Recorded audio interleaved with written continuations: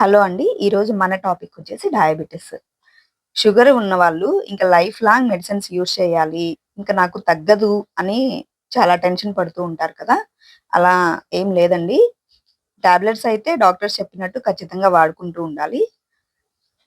కొన్ని life style modifications కానివ్వండి, light exercises కానివ్వనండి, తర్వాత వాకింగ్ కొంచెం కూల్ వాకింగ్ కానీ చేసుకుంటూ ఉండడం వలన మనం డయాబెటిస్‌ని కొంతవరకైతే తగ్గించడానికి ఛాన్స్ ఉందండి. తర్వాత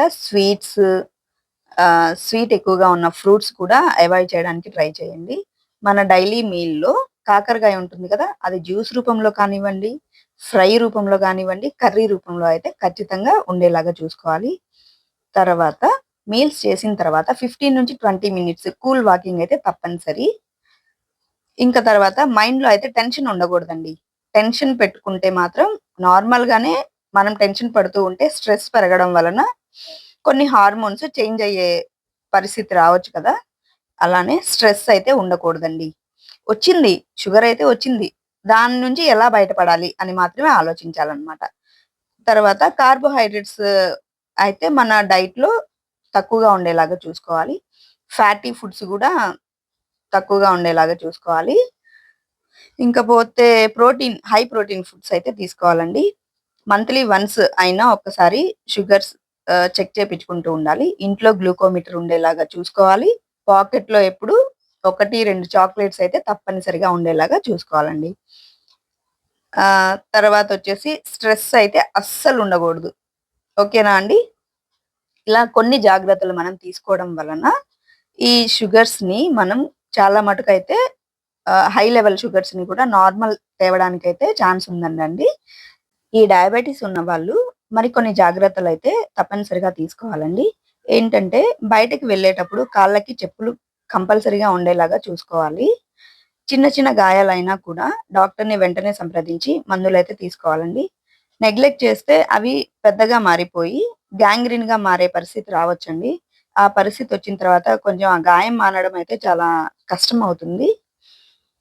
ఇంకొక విషయం ఏంటంటే షుగర్ లెవెల్స్ ఎక్కువగా పెరగకుండా చూసుకోవాలి. ఎందుకంటే మళ్ళీ షుగర్స్ ఎక్కువ పెరిగాయా, ఆ షుగర్స్ మిగిలిన అవయవాల మీద కూడా ప్రభావం చూపించే పరిస్థితి ఉంటుంది. ఆ కండిషన్‌లలో డయాబెటిక్ రెటినోపతి అని, తర్వాత డయాబెటిక్ నెఫ్రోపతి అని, డయాబెటిక్ న్యూరోపతి అని ఈ 3 కండిషన్స్ వస్తాయండి షుగర్ పెరగడం వలన. డయాబెటిక్ రెటినోపతి అంటే షుగర్ లెవెల్ పెరగడం వలన కంటి చూపు మందగిస్తుందండి. దీనినే డయాబెటిక్ రెటినోపతి అంటారు. డయాబెటిక్ నెఫ్రోపతి అంటే పెరిగిన షుగర్స్ కిడ్నీస్ మీద ఎఫెక్ట్ చూపిస్తాయండి. దీనిని డయాబెటిక్ నెఫ్రోపతి అంటారు. ఇంకొక కండిషన్ వచ్చేసి డయాబెటిక్ న్యూరోపతి అంటే షుగర్ లెవెల్స్ పెరగడం వలన కాళ్ళలో తిమ్మిర్లు రావడం కానీ, మెల్లమెల్లగా స్పర్శ తగ్గిపోవడం కానీ జరుగుతుంది. ఈ 3 కాంప్లికేషన్స్ రాకుండా డయాబెటిక్ వాళ్ళు మాత్రం జాగ్రత్త పడండి.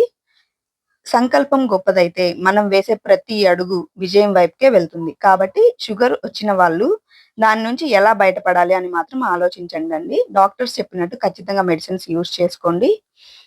కొంచెం లైఫ్ స్టైల్ మోడిఫికేషన్స్ అయితే తప్పనిసరిగా చేసుకోండండి. దీని వలన షుగర్స్ రివర్స్ అయ్యే ఛాన్స్ ఉంటుంది. అంటే ఎక్కువ పెరిగినా కూడా నార్మల్‌గా వచ్చే ఛాన్స్ ఉంటుందండి. Thank you friends. వీడియో నచ్చితే లైక్ చేయండి, షేర్ చేయండి.